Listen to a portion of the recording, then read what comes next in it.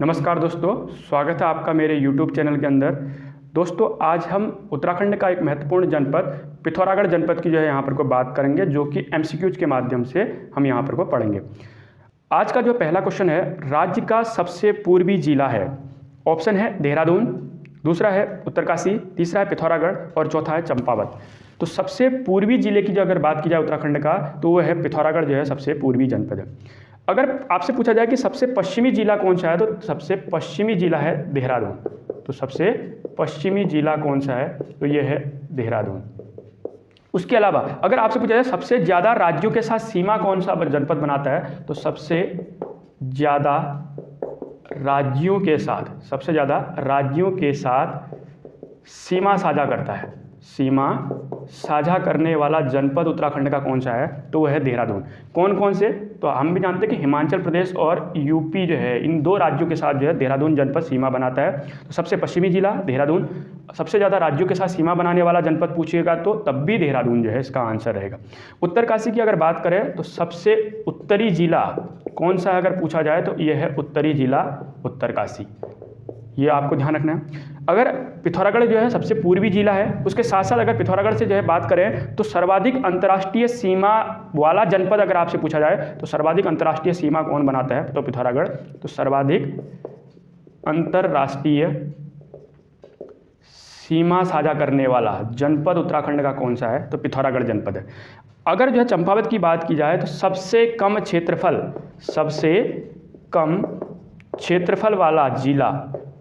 वाला जिला कौन सा है, तो आपको हो गए चंपावत सबसे कम क्षेत्रफल वाला जिला है। कितना है इसका क्षेत्रफल, 1766 किलोमीटर स्क्वायर इसका क्षेत्रफल है, ये ध्यान रखें। एक बार मैं दोबारा बोलता हूँ, राज्य का सबसे पूर्वी जिला कौन सा है, तो आपको हो गए पिथौरागढ़ सबसे पूर्वी जनपद है। सबसे पश्चिमी जिला कौन सा है, तो देहरादून। सबसे ज़्यादा राज्यों के साथ सीमा कौन सा जनपद बनाता है, तो देहरादून। कौन कौन से राज्य, हिमाचल प्रदेश और उत्तर प्रदेश के साथ सीमा साझा करता है, देहरादून। अगर पूछा जाए सबसे उत्तरी जिला कौन सा है, तो उत्तरकाशी। सर्वाधिक अंतर्राष्ट्रीय सीमा बनाने वाला जनपद कौन सा है, तो हम कहेंगे पिथौरागढ़। पिथौरागढ़ सबसे पूर्वी भी है। सबसे कम क्षेत्रफल वाला जिला कौन सा है, तो आप कहोगे चंपावत सबसे कम क्षेत्रफल वाला जिला है। कितना है इसका क्षेत्रफल, 1766 किलोमीटर स्क्वायर इसका क्षेत्रफल है। क्वेश्चन है पिथौरागढ़ का प्राचीन नाम है, तो आपको बताना है कि पिथौरागढ़ का प्राचीन नाम क्या है, सिमलगढ़, सौर, जोहार या तिक्सेन। तो पिथौरागढ़ का जो प्राचीन नाम है वो सौर पिथौरागढ़ को कहा जाता है। अगर हम सिमलगढ़ के किले की बात करें, ये सिमलगढ़ ऑप्शन में जो दिया है, इस सिमलगढ़ का जो किला है, अगर किले की बात करें तो ये गोरखा कालीन है। तो गोरखा कालीन कौन सा किला है, तो सिमलगढ़ का किला गोरखा कालीन है। ये आपको ध्यान रखना कि गोरखा कालीन किला है, ये सिमलगढ़ का किला इंपॉर्टेंट है। उसके अलावा अगर आपसे पूछा जाए कि अंग्रेजों के समय में इस सिमलगढ़ के किले को क्या कहा जाता था, तो ध्यान रखना है कि अंग्रेजों के समय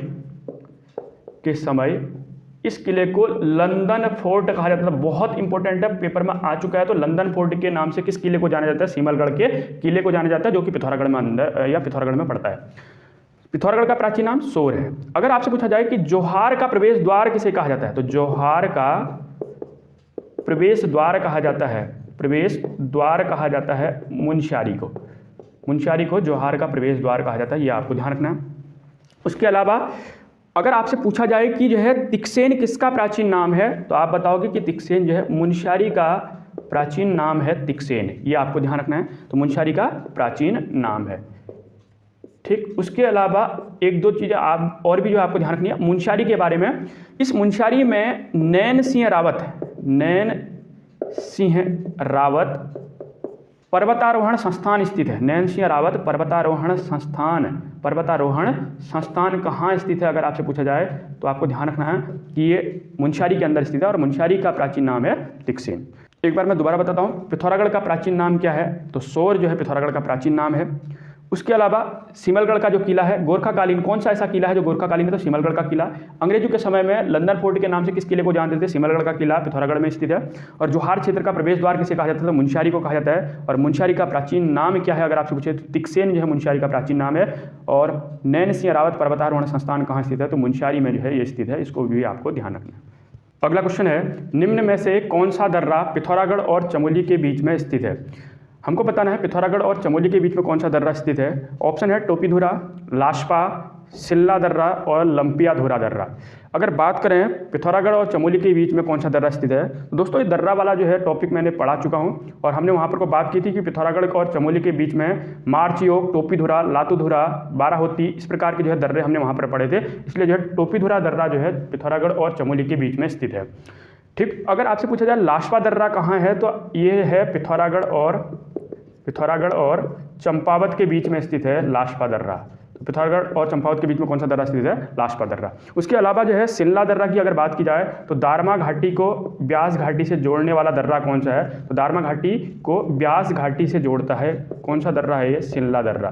ठीक, उसके अलावा लंपियाधुरा दर्रे की अगर बात की जाए तो ये पिथौरागढ़ को तिब्बत से जोड़ने का काम करता है। तो पिथौरागढ़ को तिब्बत से कौन सा दर्रा जोड़ता है, तो हम कहेंगे कि लंपिया दर्रा जो है, मानसिया लंपिया करके पढ़ा था हमने, तो पिथौरागढ़ और तिब्बत के बीच में लंपियाधुरा दर्रा।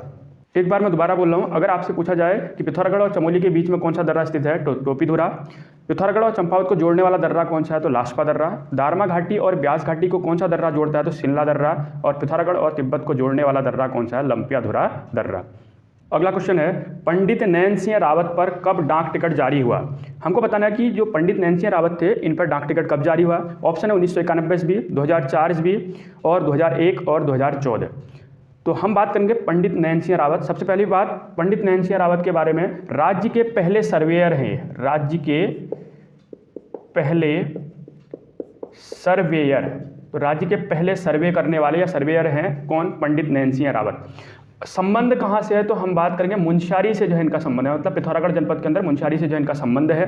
अगर बात की जाए इनको किस नाम से जाना जाता है, तो ध्यान रखना मौलिक पंडित उपनाम से किसे जाना जाता है, तो पंडित नैन सिंह रावत को मौलिक पंडित कहा जाता है, ये आपको ध्यान रखना है। ठीक है ना, बहुत इंपॉर्टेंट है, पंडित नैन सिंह रावत को मौलिक पंडित भी कहा जाता है। उसके अलावा ऑप्शनों की अगर बात की जाए तो पंडित नैन सिंह रावत पर डाक टिकट कब जारी हुआ है, तो ये हुआ है, आपको ध्यान रखना है, 2004 ईस्वी के अंदर। अब 1991 ईस्वी में अगर जो है बात करें तो यहाँ पर को जो है ध्यान रखना 1991 ईस्वी की बात कर रहा हूँ। 1991 ईस्वी से आपको ध्यान रखना है, जो नैनी सैनी हवाई अड्डा है, नैनी सैनी हवाई अड्डा, तो नैनी सैनी हवाई अड्डा कहाँ स्थित है, पहली बात तो आपको ये पता होना चाहिए, पिथौरागढ़ में है, तो पिथौरागढ़ के अंदर स्थित है। और इसकी स्थापना कब हुई है, तो नैनी सैनी हवाई अड्डा 1991 ईस्वी में जो है ये बनाया गया था। ये आपको ध्यान रखना कहाँ है, पिथौरागढ़ के अंदर, ये भी आपको ध्यान रखना। उसके अलावा जो है आपको ध्यान रखना है 2001 ईस्वी में जो है महत्वपूर्ण हंसा मनराल का नाम आपने सुना होगा, हंसा मनराल। तो ध्यान रखना इनके बारे में कि राज्य की प्रथम महिला जिन्हें द्रोणाचार्य पुरस्कार मिला। अगर आपसे पूछा जाए राज्य की प्रथम महिला, राज्य की प्रथम महिला जिन्हें द्रोणाचार्य पुरस्कार मिला, द्रोणाचार्य पुरस्कार मिला, तो आपको ध्यान रखना है ये किसको मिला है, हंसा मनराल को। राज्य की प्रथम महिला है जिन्हें द्रोणाचार्य पुरस्कार से दिया गया, ये भी जो है पिथौरागढ़ से संबंधित। ठीक है ना। उसके अलावा 2014 में जो है आपको ध्यान रखना है महत्वपूर्ण जो है पर्वतारोही है। सबसे पहली बात तो अगर आपसे पूछा जाए लवराज सिंह धर्मसत्तू या सक्तू करके, तो इनका संबंध किससे अगर पूछ ले तो लवराज सिंह सक्तू, तो जो लवराज सिंह सक्तू है ये पर्वतारोही है। कौन है, पर्वतारोही। सबसे पहली बात तो यही आपको पता होना चाहिए कि ये संबंध किससे है, तो पर्वतारोही से है। अब इंपॉर्टेंट क्या है 2014 में, तो लवराज सिंह जो सक्तू हैं इनको पद्मश्री दिया गया है 2014 के अंदर। 7 बार जो है एवरेस्ट का सफल आरोहण किया और पर्वतारोही हैं ये, और पिथौरागढ़ से इनका भी संबंध है। तो ध्यान रखना 2014 में लवराज सिंह सक्तू को जो है पद्मश्री दिया गया है। 7 बार जो है एवरेस्ट का सफल आरोहण इनके द्वारा किया गया। एक बार मैं दोबारा बोलता हूं, अगर आपसे पूछा जाए पंडित नैन सिंह रावत पर डाक टिकट कब जारी हुआ, तो आप कहोगे 2004 में जारी हुआ। पंडित नैन सिंह रावत राज्य के पहले सर्वेयर कौन है, तो पंडित नैन सिंह रावत। संबंध कहाँ से है, तो मुंशियारी से जो है इनका संबंध है। मौलिक पंडित उपनाम से किसे जाना जाता है, बहुत ही इंपॉर्टेंट है, तो जो है पंडित नैन सिंह रावत को कहा जाता है। और नैनी सैनी हवाई अड्डा पिथौरागढ़ में स्थित है। ये कब बनाया गया, तो 1991 ईस्वी में। और क्या ध्यान रखना है, हंसा मनराल राज्य की प्रथम महिला जिन्हें द्रोणाचार्य पुरस्कार से सम्मानित किया गया, ये है हंसा मनराल। और लवराज सिंह सक्तू जो कि पर्वतारोही हैं, और इन्हें जो है 2014 में पद्मश्री दिया गया है। अगला क्वेश्चन है पाताल भुवनेश्वर गुफा, कौन सी गुफा, पाताल भुवनेश्वर गुफा कौन से जनपद में स्थित है, टिहरी, पिथौरागढ़, चमोली या पौड़ी। तो पाताल भुवनेश्वर गुफा बहुत ही आसान क्वेश्चन है, पिथौरागढ़ जनपद के अंदर पड़ता है। उसके अलावा टिहरी की अगर बात की जाए तो यहाँ पर को जो है ध्यान रखना है विश्वनाथ गुफा। अगर विश्वनाथ जो है मंदिर पूछे तो उत्तरकाशी, तो विश्वनाथ गुफा की बात करें तो विश्वनाथ गुफा। उसके साथ साथ वशिष्ठ गुफा, उसके साथ साथ शंकर गुफा, टिहरी को हम पढ़ चुके हैं, उसमें जो है आपको सारा बता रखा है, शंकर गुफा। उसके अलावा जो है एक और ध्यान रखना, वामन गुफा। ये सब जो है टिहरी जनपद के अंदर पड़ते हैं, और वहाँ मैंने बताया कि जो है कहाँ पर जो है लोकेशन है, देवप्रयाग के अंदर जो है ज़्यादातर पड़ते हैं। तो वामन गुफा, शंकर गुफा, वशिष्ठ और विश्वनाथ गुफाएं कहाँ स्थित हैं, तो टिहरी जनपद में जो है ये पड़ते हैं। पिथौरागढ़ के अंदर जो है बात की तो पाताल भुवनेश्वर गुफा।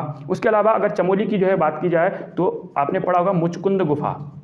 तो मुचकुंद गुफा कहाँ है, ये चमोली में पड़ता है। उसके अलावा अगर ध्यान रखना चाहो तो आप ब्यास गुफा, तो ब्यास गुफा भी कहाँ स्थित है, ये भी जो है चमोली जनपद में पड़ता है। पौड़ी के अंदर एक महत्वपूर्ण जो है गुफा देखने को मिलती है जिसका नाम है झिलमिल गुफा। तो झिलमिल गुफा कहाँ स्थित है, तो ये पौड़ी में स्थित है, ये बहुत इंपॉर्टेंट है।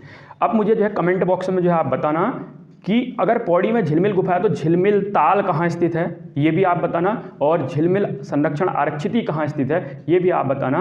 इनको जो है आपको जो है बताना, मुझे कमेंट बॉक्स में लिखकर बताना। एक बार मैं दोबारा बोलता हूँ, पाताल भुवनेश्वर गुफा कौन से जनपद में स्थित है, तो आपको होगी कि पिथौरागढ़ जनपद में स्थित है। उसके अलावा टिहरी जनपद में कौन कौन से, विश्वनाथ गुफा। अगर विश्वनाथ मंदिर पूछे तो उत्तरकाशी जनपद, लेकिन गुफा पूछे तो जो आपको ध्यान रखना है कि कहाँ, टिहरी जनपद के अंदर। वशिष्ठ गुफा, उसके अलावा शंकर गुफा और वामन गुफा जो है ये टिहरी जनपद के अंदर ही पड़ते हैं। पूरा टिहरी जनपद जो है पढ़ा रखा है, उसमें जो है आपको ये सारे क्वेश्चन मिल जाएंगे। चमोली के अंदर मुचकुंद और ब्यास गुफा जो है कहाँ स्थित है, अगर आपसे पूछा जाए तो चमोली जनपद में। झिलमिल गुफा कहाँ स्थित है, पौड़ी जनपद के अंदर।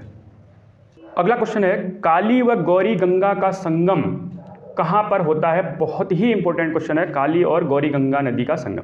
खेला में, जौलजीबी में, गुंजी में या चूका नामक स्थान पर। ये जितने भी जो है ऑप्शन में दे रखे हैं, कहीं ना कहीं जो है कोई ना कोई महत्वपूर्ण नदियाँ यहाँ पर जो है मिलती हैं, तो हम सबको जो है यहाँ पर कोई एक एक करके पढ़ेंगे। तो काली और गौरी नदी जो है जो संगम होता है वो होता है जौलजीबी नामक स्थान पर। ये आपको पता है, बहुत ही महत्वपूर्ण क्वेश्चन है। ठीक, उसके अलावा अगर खेला की बात करें, ये खेला जो जगह है यहाँ पर को ध्यान रखना है आपको, पूर्वी धौलीगंगा। पश्चिमी धौलीगंगा अलग है, ये पूर्वी धौलीगंगा है। तो पूर्वी धौलीगंगा, और अगर काली नदी का संगम पूछे तो कहाँ पर को होता है, तो ये होता है खेला नामक स्थान पर। खेला या तवाघाट भी बोल सकते हैं यहाँ पर कुछ है। इन पूर्वी धौलीगंगा और काली नदी का संगम खेला या तवाघाट के पास में होता है। और जौलजीबी नामक स्थान पर काली और गौरी गंगा का संगम होता है, गौरी नदी का संगम होता है। ठीक है ना। उसके अलावा अगर आपसे पूछा जाए गुंजी नामक स्थान पर कौन सी नदी, तो आपको ध्यान रखना है काली नदी और कुठियांगटी नदी का संगम जो है कहाँ पर को होता है, ये गुंजी नामक स्थान पर होता है। अब मुझे आप कमेंट बॉक्स में ये बताना कि काली में मिलने वाली सबसे प्रारंभिक नदी कौन सी है, काली की कौन सी ऐसी सहायक नदी है जो सबसे पहले उसमें मिलती है, ये आप मुझे जो है कमेंट बॉक्स में लिखकर बताएं। चूका नामक स्थान पर जो है आपको क्या ध्यान रखना है, एक फेमस नदी है लधिया नदी। इससे क्वेश्चन बनता है, लधिया और काली गंगा या काली नदी का संगम कहाँ पर को होता है, तो ये होता है चूका नामक स्थान पर। और ये कहाँ पड़ता है, चूका चंपावत के अंदर पड़ता है, इसको भी आपको ध्यान रखना है। ठीक है ना। तो ये ऊपर के जो स्थल जो पिथौरागढ़ में देखने को मिल जाएंगे, लेकिन ये चूका जो चंपावत में, लधिया और काली नदी का संगम। आप कमेंट बॉक्स में ये भी बताना कि काली नदी पर उत्तराखंड में अंतिम रूप से मिलने वाली नदी कौन सी है, ये क्वेश्चन पेपर में पूछा गया है। तो ये जो है जितने भी मैं आपसे जो क्वेश्चन पूछ रहा हूँ इनको कमेंट बॉक्स में लिखकर आप बताना। तो मैं एक बार दोबारा बताऊँ, काली व गौरी गंगा का संगम कहाँ पर को होता है, अगर आपसे पूछा है तो जौलजीबी नामक स्थान पर। खेला या तवाघाट के पास पूर्वी धौलीगंगा जो कि काली की सहायक नदी है, इसका संगम होता है खेला के पास में। गुंजी नामक स्थान पर काली नदी पर कुठियांगटी जो है नदी मिलती है। और चूका नामक जो कि चंपावत के पास में पड़ता है, ये जगह चंपावत जनपद में आता है। और लधिया और काली नदी का संगम जो है इस चूका नामक स्थान पर होता है। क्वेश्चन है, निम्न में से कौन सा दर्रा दारमा घाटी व ब्यास घाटी को जोड़ता है, ऊंटा जयंती, मार्च योग, शिमला व ट्रेल पास। इस क्वेश्चन को जो है हम पहले भी पढ़ चुके हैं। दारमा घाटी व ब्यास घाटी को जोड़ने वाला दर्रा कौन सा, अगर आपसे पूछा जाए तो आप कहोगे शिमला दर्रा जो है दारमा घाटी और ब्यास घाटी को जोड़ता है। इस क्वेश्चन को देने का मतलब है कि और भी जो है आपको दर्रे यहाँ पर को कुछ बताए जाए। ठीक, तो ऊंटा जयंती जो दर्रा है ये किसको जोड़ता है, तो ये ध्यान रखना है, ऊंटा जयंती दर्रा जोड़ता है पिथौरागढ़ को तिब्बत से। तो पिथौरागढ़ को तिब्बत से जोड़ने वाला दर्रा अगर आपसे पूछा जाए तो ये कौन सा है, ऊंटा जयंती दर्रा। और भी बहुत सारे दर्रे हैं, तो ऊंटा जयंती भी है। लिपुलेख दर्रा भी जो है पिथौरागढ़ को जो है तिब्बत से जोड़ता है, ये भी जो है आपको पता होना चाहिए। और भी बहुत सारे दर्रे हैं, वो मैंने पूरा का पूरा वीडियो जो है दर्रों का बना रखा है, उसमें जो आप देखोगे तो आपको सारे दर्रे मिल जाएंगे। उसके अलावा मार्चयोग दर्रे की बात की जाए तो किसको जोड़ता है, तो पिथौरागढ़ को किससे जोड़ने का काम करता है, चमोली से जो है जोड़ने का काम करता है मार्चयोग दर्रा। ठीक है ना। तो मार्चयोग, टोपीधुरा, लातूधुरा, इस प्रकार के जो दर्रे हमने वहाँ पर को बात की थी, पिथौरागढ़ और चमोली के बीच में स्थित है मार्चयोग दर्रा। शिमला दर्रा दारमा घाटी व ब्यास घाटी को जोड़ता है। ट्रेल पास दर्रे की अगर बात की जाए तो ये है पिथौरागढ़ को किससे जोड़ता है, तो पिथौरागढ़ को जोड़ता है ट्रेल पास दर्रा जो है बागेश्वर से। तो ये ध्यान रखना, बागेश्वर को पिथौरागढ़ से जोड़ने वाला दर्रा ट्रेल पास दर्रा। आप जो है मुझे कमेंट बॉक्स में बताना कि ट्रेल पास दर्रे की खोज कब की गई थी, पिथौरागढ़ और बागेश्वर को तो जोड़ता है, लेकिन दर्रे की खोज कब की गई थी ये आप मुझे जो बताना, ये मैंने जो है आपको पहले वीडियो के अंदर बताया हुआ है, इसको जो है आप मुझे कमेंट बॉक्स में लिख कर बताएं। तो एक बार मैं दोबारा बोल रहा हूँ, निम्न में से कौन सा दर्रा दारमा घाटी और ब्यास घाटी को जोड़ता है अगर आपसे पूछा जाता है तो आप कहोगे शिमला दर्रा जो है इसको जोड़ता है। ऊंटा जयंती दर्रा पिथौरागढ़ और तिब्बत के बीच में स्थित है। मार्चयोग दर्रा पिथौरागढ़ और चमोली के बीच में स्थित है। उसके अलावा ट्रेल पास दर्रा जो है पिथौरागढ़ को बागेश्वर से जोड़ने का काम करता है, यह आपको ध्यान रखना है। क्वेश्चन है, मुंशियारी का प्राचीन नाम है तिकसेन, लालसांगा, पुनाड़ और बलना। तो मुंशियारी का जो प्राचीन नाम है ये पहले भी हम पढ़ चुके हैं क्वेश्चन में, तिकसेन जो है इसका प्राचीन नाम है। उसके अलावा लालसांगा जो है किसका प्राचीन नाम है, तो ये चमोली का जो है प्राचीन नाम है लालसांगा। किसको कहा जाता है, तो लाल जो सांगल हुआ करते थे उनसे जो है वहाँ पर कुछ पुलों को बांधा गया था, इसलिए इसका प्राचीन नाम है लालसांगा, जो है चमोली का प्राचीन नाम है। उसके अलावा पुनाड़ किसका जो है प्राचीन नाम है, तो रुद्रप्रयाग। तो रुद्रप्रयाग का प्राचीन नाम है पुनाड़। बहुत ही इंपॉर्टेंट क्वेश्चन है, तो ये ध्यान रखना कि पुनाड़ है रुद्रप्रयाग का। बलना, बलना किसका प्राचीन नाम है, तो कौशानी का प्राचीन नाम है बलना। कौशानी कहाँ पड़ता है, बागेश्वर में, तो इसलिए कौशानी का प्राचीन नाम बलना है। उसके अलावा कौशानी के बारे में थोड़ा सा ध्यान रखना, कुमाऊं का गहना कहा जाता है। कुमाऊं का गहना किसे कहा जाता है, तो आप ध्यान रखना कि कुमाऊं का गहना कहते हैं कौशानी को। उसके अलावा आपको क्या ध्यान रखना है कौशानी के बारे में, भारत का स्विट्जरलैंड। तो भारत का स्विट्जरलैंड किसे कहा जाता है, तो यह स्विट्जरलैंड या स्विट्जरलैंड किसे कहा जाता है, तो ये कौशानी को कहा जाता है। महात्मा गांधी के द्वारा कौशानी को भारत का स्विट्जरलैंड कहा गया। और कुमाऊं का गहना किसे कहते हैं, कौशानी को। और कौशानी का प्राचीन नाम क्या है, बलना। रुद्रप्रयाग का प्राचीन नाम क्या है, पुनाड़। लालसांगा किसका प्राचीन नाम है, चमोली का। और मुंशियारी का प्राचीन नाम क्या है, तिकसेन। अगला क्वेश्चन है, जोहार क्षेत्र का प्रवेश द्वार कहा जाता है। तो जोहार क्षेत्र का प्रवेश द्वार किसे कहा जाता है, गंगोली हाट को, मुंशियारी को, डीडी हाट को, धारचूला को। ये जितने भी जो है जगह पड़ रही हैं ये सब पिथौरागढ़ जनपद के अंतर्गत आती हैं।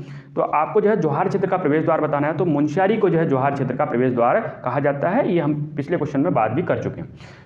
अगर गंगोली हाट की बात की जाए तो ध्यान क्या रखना है, हाट कालिका, यहाँ पर कोई फेमस मंदिर है हाट कालिका मंदिर। तो कहाँ स्थित है हाट कालिका मंदिर, ये आपको ध्यान रखना गंगोली हाट में स्थित है। और ध्यान क्या रखना है, देवी जो हाट कालिका है सेना के जवानों की रक्षक मानी जाती है, रक्षक मानी जाती है, ये आपको ध्यान रखना है, ठीक है ना। कौन, देवी हाट कालिका मंदिर कहाँ स्थित है, तो गंगोली हाट में। और देवी हाट कालिका सेना के जवानों की रक्षक मानी जाती है, ये आपको ध्यान रखना है। जोहार क्षेत्र का प्रवेश द्वार मुंशियारी को कहा जाता है। और मुंशियारी के बारे में एक दो बातें और भी ध्यान रखना, देवी काली को समर्पित, देवी काली